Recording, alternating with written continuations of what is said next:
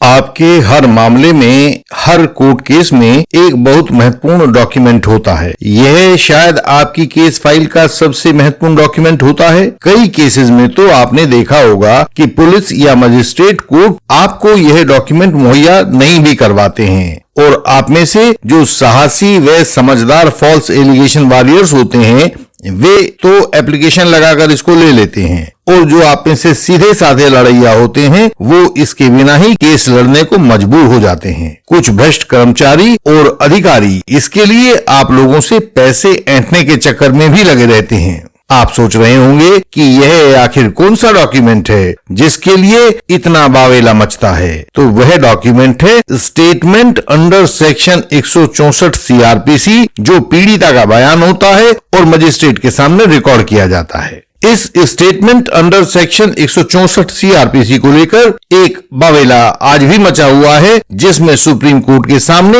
एक contempt petition लगाई गई है और सुप्रीम कोर्ट को उसमें अनेक पुराने केसेस का हवाला देते हुए पूरे पुलिस महकमे और निचली अदालतों के लिए एक दिशा निर्देश जारी करना पड़ा है। आइए देखते हैं कि पूरा मामला क्या हुआ था। सुप्रीम कोर्ट के सामने एक कंटेम्प्ट पिटीशन फाइल की गई थी कि जानबूझकर सुप्रीम कोर्ट डायरेक्शंस का उल्लंघन किया गया है, और यह भी एक निचली अदालत के द्वारा किया गया है। एक केस में कोर्ट के अंदर पीड़िता की स्टेटमेंट अंडर सेक्शन 164 CRPC की कॉपी प्राप्त करने के लिए, उसकी सर्टिफाइड कॉपी हासिल करने के लिए एक एप्लीकेशन लगाई जाती है, और वहां कॉपिंग एजेंसी के एक इंचार्ज, जो कि सामान्यतः न्यायिक अधिकारी होते हैं, उस एप्लीकेशन को मंजूरी दे देते हैं। इस तरह से आरोपी को कोर्ट में चार्जशीट के फाइल होने से बहुत पहले ही पीड़िता के 164 के बयान की कॉपी प्राप्त हो गई, और अब वह इस केस में पीड़िता के ऊपर दबाव या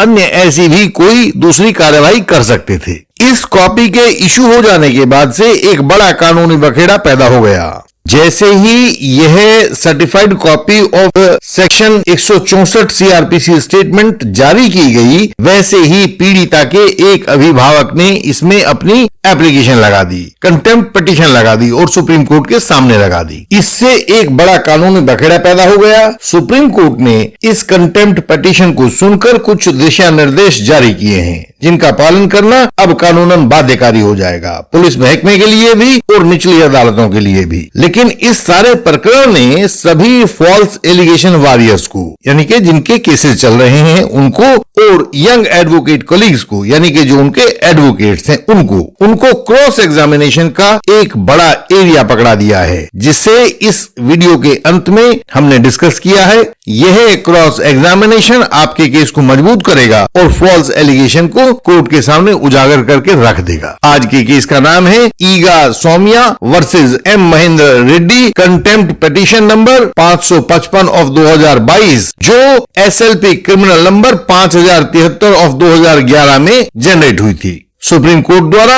यह केस 1 नवंबर 2022 को, यानी कि अभी कुछ दिन पहले ही निर्णित किया गया है। इंडियन लीगल सिस्टम से सहायता पाने के लिए इसका मेंबर होना जरूरी है। जब आप सामने लिखे व्हाट्सएप नंबर पर व्हाट्सएप मैसेज भेजते हो तो तत्काल ही आपको विधि लिखकर भेज दी जाती है, जिसके द्वारा आप हमारे मेंबर बन सकते हैं और हमारी सर्विसेज का लाभ लेते रह सकते हैं। इसलिए केवल व्हाट्सएप मैसेज के द्वारा ही संपर्क करें।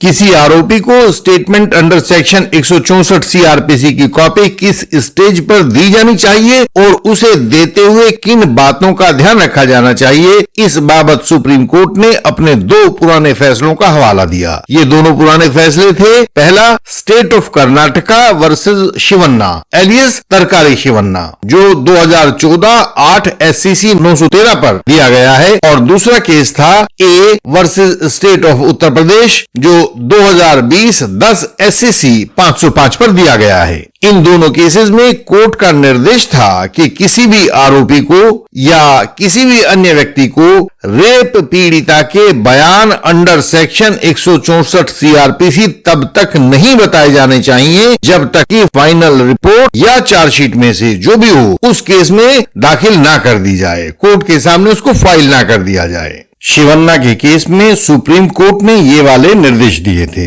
पहला निर्देश था, किसी भी आईओ यानी जांच अधिकारी को, इन्वेस्टिगेटिंग ऑफिसर को जैसे ही किसी रेप अपराध की सूचना मिलती है तो वह तत्काल पीड़िता को निकटस्थ महिला मेट्रोपॉलिटन मजिस्ट्रेट या जुडिशियल मजिस्ट्रेट के सामने प्रस्तुत करेगा, ताकि उस पीड़िता की स्टेटमेंट अंडर सेक्शन 164 सीआरपीसी को एकदम से रिकॉर्ड किया जा सके। उस बयान की एक कॉपी उस इन्वेस्टिगेटिंग ऑफिसर को इस ताकीद के साथ दे दी जाएगी कि सेक्शन 173 सीआरपीसी की रिपोर्ट फाइल होने तक इसे किसी के साथ साझा न किया जाए। दूसरा दिशा निर्देश था, इसके लिए वह आईओ इन्वेस्टिगेटिंग ऑफिसर पीड़िता को जितना जल्दी संभव हो निकटस्थ मजिस्ट्रेट, और वह भी अगर महिला हो तो और अधिक अच्छा, उस तक लेकर जाएगा। तीसरा निर्देश था, वह आईओ अपनी डायरी में उस दिन दिनांक समय को भी नोट करेगा जब वह अपराध की सूचना को पाता है, यानी कि जब भी उसको यह सूचना मिलती है तो वह नोट करेगा कि उसे कब यह सूचना मिली थी, और वह उस दिन दिनांक और समय को भी नोट करेगा जब वह पीड़िता को उक्त संभावित महिला मेट्रोपॉलिटन मजिस्ट्रेट या जुडिशियल मजिस्ट्रेट के पास ले जाएगा। चौथा दिशा निर्देश था, यदि आईओ द्वारा पीड़िता के उक्त मजिस्ट्रेट के पास ले जाने में 24 घंटे से अधिक का वक्त लग रहा है तो वह उस बात को अपनी केस डायरी में लिखेगा, कारण को लिखेगा और उस केस डायरी की एक प्रति मजिस्ट्रेट के सामने प्रस्तुत करेगा, और यह सारी की सारी बात रिकॉर्ड का हिस्सा बन जाएगी। पीड़िता का मेडिकल एग्जामिनेशन 164 सीआरपीसी के तहत करवाया जाएगा। 164 सीआरपीसी को अभी नया अमेंडमेंट के तहत सीआरपीसी में दाखिल किया गया था। इस मेडिकल एग्जामिनेशन को करवाना आईओ की जिम्मेदारी बनती है। वह पीड़िता की एकदम से मेडिकल एग्जामिनेशन करवाए और उस मेडिकल एग्जामिनेशन की एक कॉपी उस मजिस्ट्रेट के सामने सुपुर्द करे जो उस पीड़िता का बयान 164 सीआरपीसी के तहत रिकॉर्ड करने वाला है। इसी तरह से A versus state of UP, जो अभी हमने ऊपर लिखा है, उसमें भी सुप्रीम कोर्ट ने यही कहा था, जब तक चार्जशीट फाइल होने के बाद मजिस्ट्रेट की कोर्ट द्वारा भावी दिशा निर्देश के लिए एक उचित ऑर्डर न पारित किया जाए, तब तक बयान अंडर सेक्शन 164 सीआरपीसी की कॉपी किसी भी व्यक्ति को नहीं दी जा सकती है, न आरोपी को न किसी अन्य व्यक्ति को। कोई भी इस बयान की कॉपी पाने के लिए अधिकृत नहीं है। इस तरह की कॉपी पाने का अधिकार मजिस्ट्रेट के द्वारा कॉग्निजेंस लिए जाने के बाद ही पैदा हो सकता है, और वह भी सेक्शन 207 सीआरपीसी या सेक्शन 208 सीआरपीसी की स्टेज पर ही संभव होगा। तो हम वर्तमान केस में आते हैं। इस कंटेम्प्ट पिटीशन में जिस कंटेम्नर के खिलाफ नोटिस किया गया था, उसके लिए पेश होने वाले सीनियर एडवोकेट बहुत अनुभवी थे।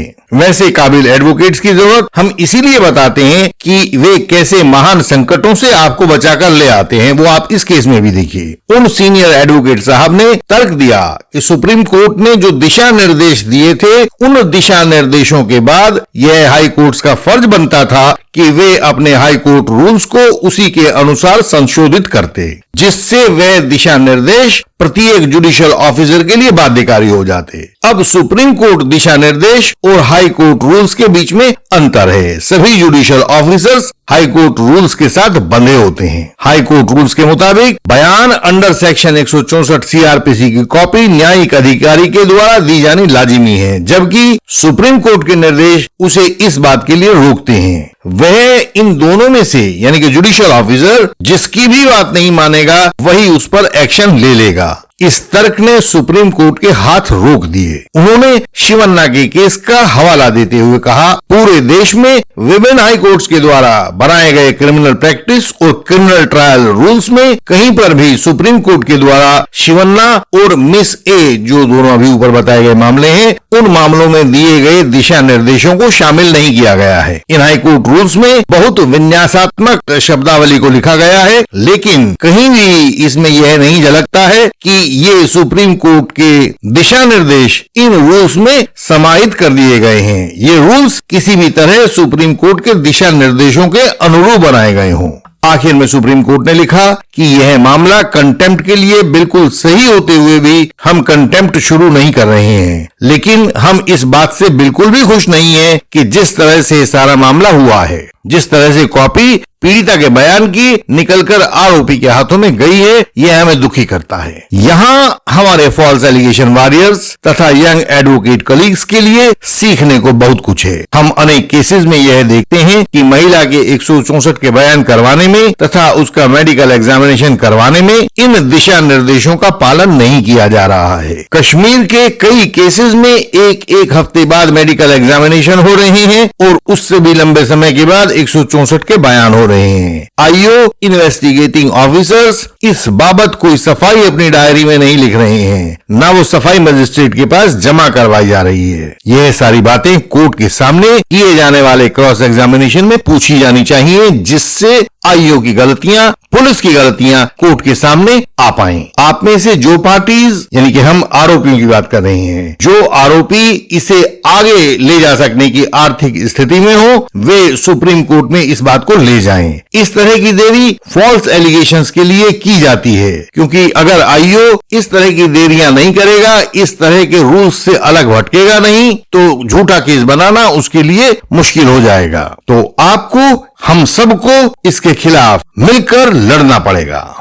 आप फॉल्स एलिगेशन वॉरियर्स हो या यंग एडवोकेट कॉलीग्स हो, हम अपनी डिस्टेंस एडवोकेसी के द्वारा आपको कोर्ट केसेस में सही रास्ता दिखा सकते हैं। आपके क्रॉस एग्जामिनेशन, एप्लीकेशन, फाइलिंग आदि को तैयार कर सकते हैं तथा electronic evidence, FSL experts, DNA reports आदि का रहस्य खोल सकते हैं। एप्लीकेशन अंडर सेक्शन 91, 207 या 311 CRPC के लिए आपको रास्ता दिखा सकते हैं। हमारी हर एक वीडियो में आपके लिए कोई न कोई सफलता का सूत्र छिपा हुआ है। अधिक जानकारी के लिए हमारी वेबसाइट www.indianlegalsystem.org पर जाकर आप अपने सरल भाषा में यह सब जानकारी पा सकते हैं। हमसे व्हाट्सएप मैसेज द्वारा संपर्क करें, मेंबरशिप लें और सहायता पाएं। आपसे फिर मुलाकात होगी, तब तक के लिए प्रणाम।